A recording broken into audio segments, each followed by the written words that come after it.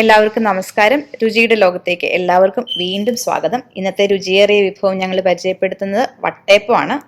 എല്ലാവർക്കും സുപരിചിതമാണ് വട്ടയപ്പം. എന്നാലും മമ്മിയുടെ വട്ടയപ്പം ഒരു സ്പെഷ്യലാട്ടോ. എല്ലാവരും എപ്പോഴും റെസിപ്പീസൊക്കെ ചോദിക്കാറുണ്ട്. ഇപ്പം തന്നെ കുറേ പേര് ചോദിച്ചിട്ടിരിക്കുക വട്ടയപ്പത്തിൻ്റെ റെസിപ്പി ഒന്ന് ഉണ്ടാവുന്നു. അപ്പം ഞങ്ങൾ വിചാരിച്ചു മമ്മി വട്ടയപ്പം ഉണ്ടാക്കാൻ പോകുമെന്ന് പറഞ്ഞപ്പോൾ എന്നാൽ അതിൻ്റെ റെസിപ്പി എടുത്തേക്കാന്ന് വിചാരിച്ചു.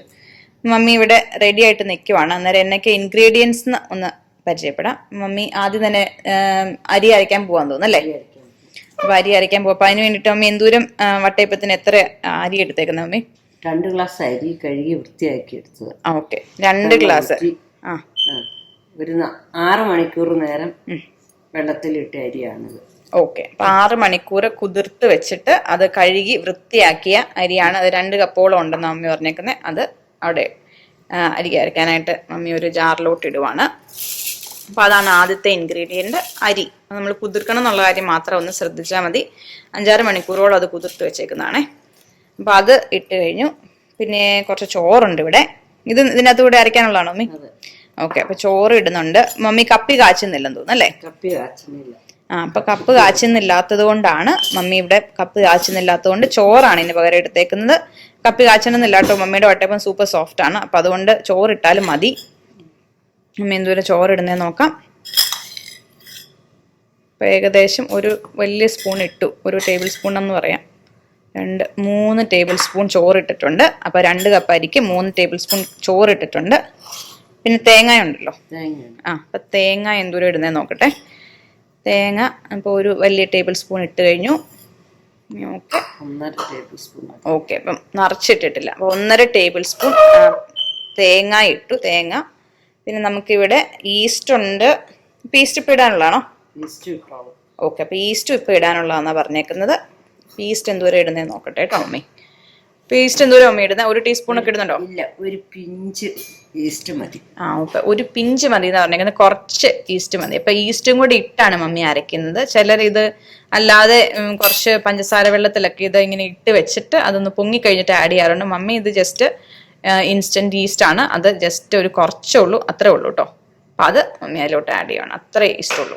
1 സ്പൂണിൻ്റെ മറ്റേ ഭാഗം വെച്ചിട്ടാണ് മമ്മി എടുത്തേക്കണേ. അപ്പം അത്ര ഈസ്റ്റ് ഉള്ളൂ. അത് ആഡ് ചെയ്ത് കഴിഞ്ഞു. ഇനി മമ്മി ഇതിലോട്ട് തന്നെ ഇടാൻ പോകണം നോക്കട്ടെ കേട്ടോ. ഓക്കെ, അത് തേങ്ങാപ്പാല, കട്ടി തേങ്ങാപ്പാല അല്ലേ? കട്ടി തേങ്ങാപ്പാൽ 1 ഗ്ലാസിന്റെ 1/4 ഭാഗമേ ഉള്ളൂ. അത് അത്രയാണേ. അപ്പൊ ആ തേങ്ങാപ്പാല് ഇതിനാവശ്യമായ വെള്ളവും കൂടി, ഈ അരി അരയ്ക്കാൻ എത്രമാത്രം വെള്ളം വേണോ അതുകൂടെ കൂടി ഈ പാലിലേക്ക് ഒഴിക്കുകയാണ്.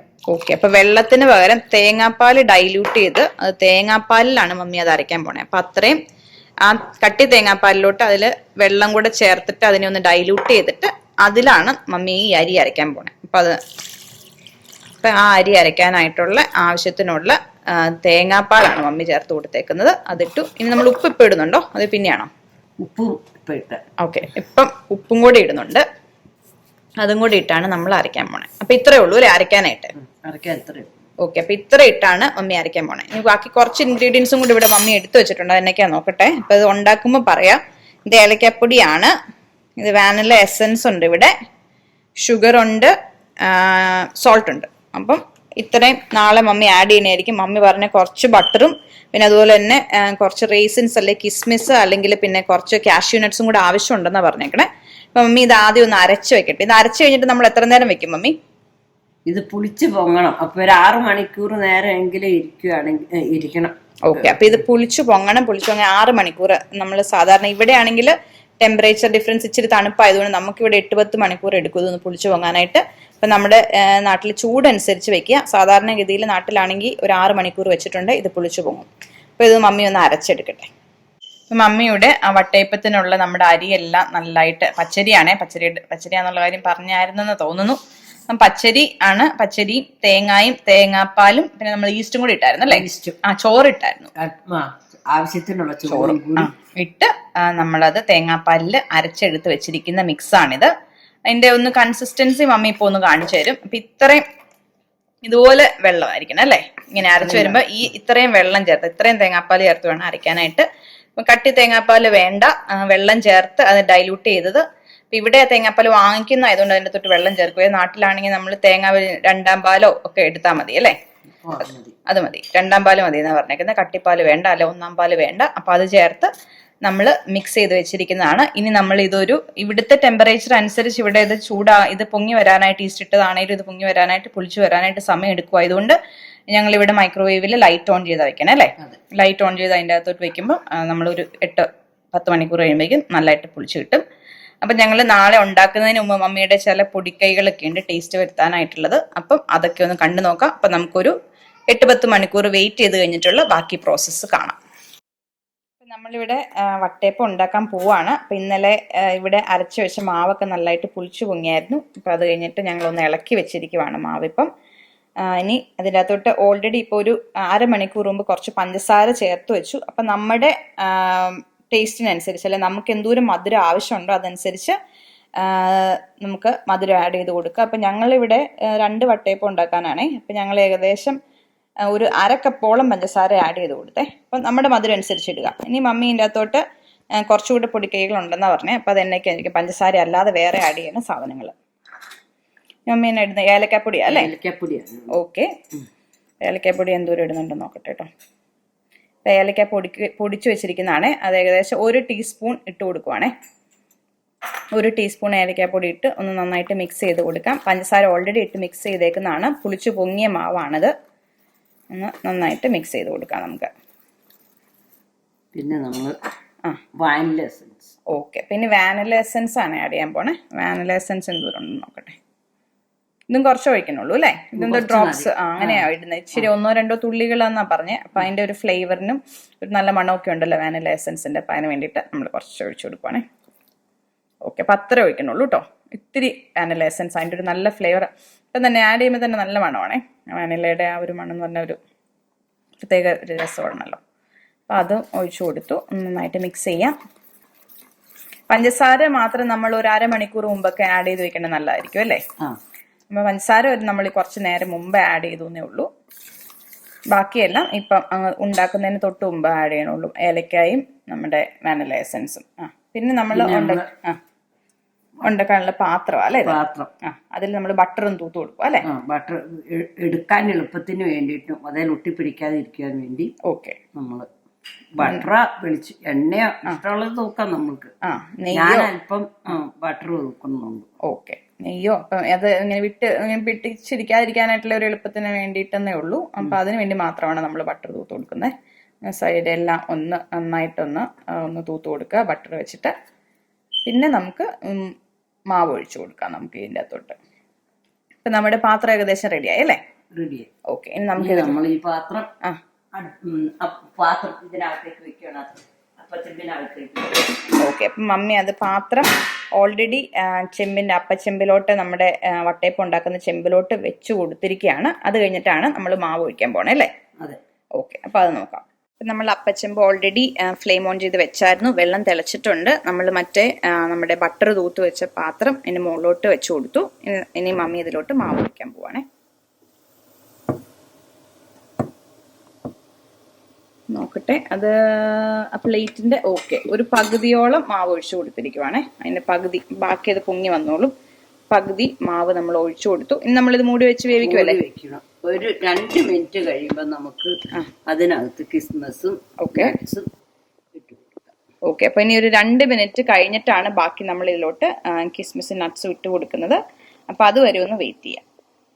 അപ്പോൾ 2 മിനിറ്റ് കഴിഞ്ഞു. ജസ്റ്റ് ഒന്ന് പതിയെ അത്ര നേരം വെയിറ്റ് ചെയ്തിട്ട് വേണം നമ്മുടെ ഈ കിസ്മിസും അണ്ടിപ്പരിപ്പും അല്ലെങ്കിൽ നമ്മുടെ ഇത് ഇടാനായിട്ട്, ഡെക്കറേറ്റ് ചെയ്യാനായിട്ടാണ് മെയിൻ പേർപ്പസ്. പിന്നെ അതൊന്ന് കടിക്കാനും ഒരു രസമാണല്ലോ. അപ്പോൾ അത് നമുക്കൊന്ന് ഇട്ട് കൊടുക്കാം, അല്ലെങ്കിൽ അത് താന്നു പോകും. അതുകൊണ്ടാണ് നമ്മൾ 2 മിനിറ്റ് വെയിറ്റ് ചെയ്യുന്നത്. മമ്മി അത് വട്ടയപ്പത്തിൻ്റെ മുകളിൽ കിസ്മിസും അല്ലെങ്കിൽ റേസിൻസ് എന്നും പറയും അതിനെ, അത് വെച്ച് കൊടുക്കുവാണ്.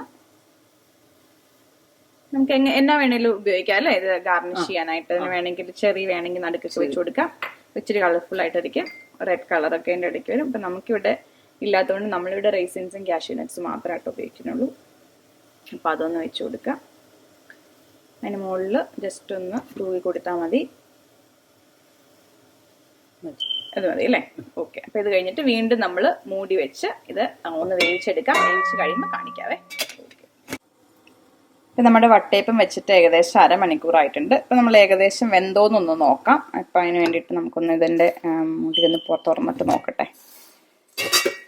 കണ്ടിട്ട് ഏകദേശം വെന്തും തോന്നും. അപ്പം നമുക്ക് ടൂത്ത് പീക്ക് വെച്ചൊന്ന് കുത്തി നോക്കാം. ടൂത്ത് പീക്കിൽ അതൊട്ടും പറ്റി പിടിച്ചിട്ടില്ല. അപ്പം അതുകൊണ്ട് ഇത് നന്നായിട്ട് വെന്തിട്ടുണ്ട്. നമുക്ക് ഇതൊന്ന് പുറത്തേക്ക് എടുത്തിട്ട് ഒന്ന് മുറിച്ച് നോക്കാം. ഇപ്പം നമ്മുടെ വട്ടയപ്പം നമ്മൾ പുറത്തെടുത്ത് വെച്ച് കഴിഞ്ഞാൽ നമുക്കൊന്ന് മുറിച്ച് നോക്കാം. ഉണ്ടോ കത്തി അങ്ങോട്ട് എടുത്ത് മുറിക്കാൻ തുടങ്ങുമ്പോൾ തന്നെ വളരെ സോഫ്റ്റ് ആണ് ഇത്. നല്ല മയമുണ്ട്. അപ്പം നേരത്തെ പറഞ്ഞ പോലെ കറക്റ്റ് ഇൻഗ്രീഡിയൻസ് ഒക്കെ വെച്ചിട്ട് ഇതൊന്നുകൂടി തണുത്ത് കഴിഞ്ഞിട്ട് മുറിച്ചാൽ നമുക്ക് കറക്റ്റ് ഷേപ്പിൽ കിട്ടുള്ളൂ. ഇപ്പം നല്ല ചൂടായിട്ടിരിക്കുക.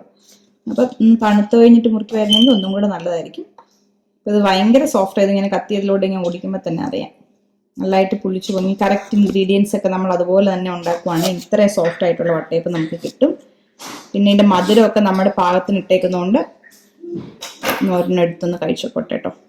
സൂപ്പറാണെന്നുള്ളതിന് സംശയമൊന്നുമില്ല. ഭയങ്കര ചൂടായതുകൊണ്ട് കഴിക്കാൻ ഭയങ്കര പാടാം.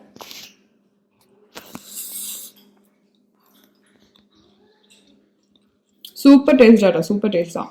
ആ വാനിലയുടെ ഫ്ലേവറും മധുരമൊക്കെ ഇവിടെ പാകത്തിനാണ്. സോഫ്റ്റ് എന്ന് പറഞ്ഞിട്ടുണ്ടെങ്കിൽ വായിലിട്ടാൽ തന്നെ ഇത് അലിഞ്ഞു കൂട്ടും. അതുപോലെ സോഫ്റ്റ് വട്ടയപ്പം കണ്ടോ, സൂപ്പർ സോഫ്റ്റാണ്. അപ്പോൾ അതിൻ്റെ വാനിലയുടെ ടേസ്റ്റും കൂടി ആ ഫ്ലേവർ ഒരു പ്രത്യേക രസം. പിന്നെ നമ്മുടെ ഏലക്കായിട്ടേൻ്റെ അതിൻ്റെ ഒരു ഫ്ലേവറും കൂടി ആയപ്പം നല്ല ടേസ്റ്റാണ്. അപ്പം ഇങ്ങനെ ഒന്ന് വട്ടയപ്പം ഉണ്ടാക്കി നോക്കണം. ഭയങ്കര സോഫ്റ്റാണിത്. ഈ വട്ടയപ്പം എന്ന് പറഞ്ഞാൽ സൂപ്പർ സോഫ്റ്റാണ്, സൂപ്പർ ടേസ്റ്റിയാണ്. ഉണ്ടാക്കാനാണെങ്കിൽ വളരെ ഈസിയാണ്. നമ്മൾ കറക്റ്റ് പറഞ്ഞേക്കുന്ന പോലെ തന്നെ അരിയൊക്കെ അരച്ച് വെച്ചിട്ടുണ്ടെങ്കിൽ ഇതുപോലെ സൂപ്പർ സോഫ്റ്റ് ആയിട്ടുള്ള വട്ടയപ്പം നമുക്ക് കിട്ടും. എല്ലാവരും ട്രൈ ചെയ്ത് നോക്കിയിട്ട് അഭിപ്രായം ഞങ്ങളെ അറിയിക്കണം. നിങ്ങൾ ഉണ്ടാക്കിയ വട്ടയപ്പം ഒന്ന് ഞങ്ങളെ ഒരു ഫോട്ടോസൊക്കെ എടുത്താൽ ഞങ്ങൾക്ക് കമൻ്റായിട്ട് ഇട്ട് തന്നാൽ വളരെ സന്തോഷമായിരിക്കും ഞങ്ങൾക്കത് കാണുന്നത് തന്നെ. എന്നിട്ട് ഞങ്ങളുടെ രുചിയുടെ ലോകം സബ്സ്ക്രൈബ് ചെയ്യാൻ മറക്കരുത്. അപ്പം നിങ്ങൾക്ക് ഇതുപോലെ തന്നെയുള്ള നല്ല ഈസി റെസിപ്പീസ് ഇനിയും ഞങ്ങൾ പറഞ്ഞുതരാം. അതിൽക്കിടെ ലൈക്ക് ചെയ്യാനായിട്ട് മറക്കരുത്. അപ്പോൾ അടുത്ത ഒരു ടേസ്റ്റി അല്ലെങ്കിൽ സിമ്പിൾ ഒരു വെറൈറ്റി റെസിപ്പി ആയിട്ട് ഇനി അടുത്ത പ്രാവശ്യം കാണാം. നന്ദി.